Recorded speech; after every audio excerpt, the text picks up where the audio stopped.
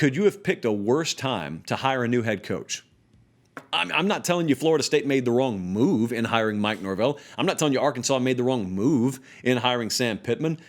I'm just telling you, as fate would have it, you just hired a new head coach, which means, of course, you've got all new support staff, an all new infrastructure, you're installing new systems and whatnot, and then all of a sudden, someone comes along and they just take spring from you.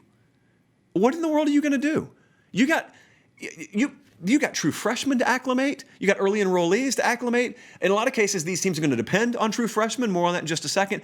And they've got a new system to learn. Oh, and by the way, a lot of them are going to college for the first time. And so now what are you going to do? You're going to email them workouts to do on their own in the summer. Good luck with that. And then hopefully, fingers crossed, there you go, fingers crossed, you get them on campus in the fall.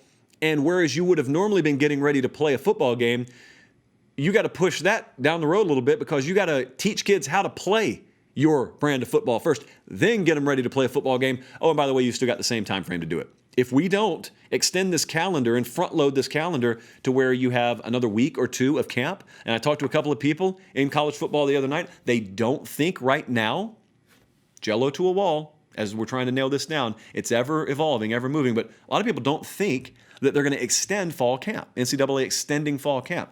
That was a thought I had the other night. I don't think, based on what I've heard, that that's a popular sentiment. Now, what was expressed to me is maybe there's a compromise to where you add a week onto the front of fall camp for just freshmen, just an extended freshman acclimation period. Hey, if that happens, by the way, prayers up to you true freshmen. They get you alone, coaches, having not been able to blow a whistle for the better part of 8 months. Oh, and by the way, it's late July. Yeah, have fun with that. The other thing is these programs out here, a lot of the big boys, a lot of the usual suspects, having to replace a lot of departing starters. I'm talking about NFL draft departures. LSU, of course, is most notable here, but a lot of teams are having to do this. You were already probably going to depend on a lot of young kids, in some cases, at the least unproven kids, but in a lot of cases, young, unproven kids. And now your spring got taken away. What about when you're breaking in new quarterbacks?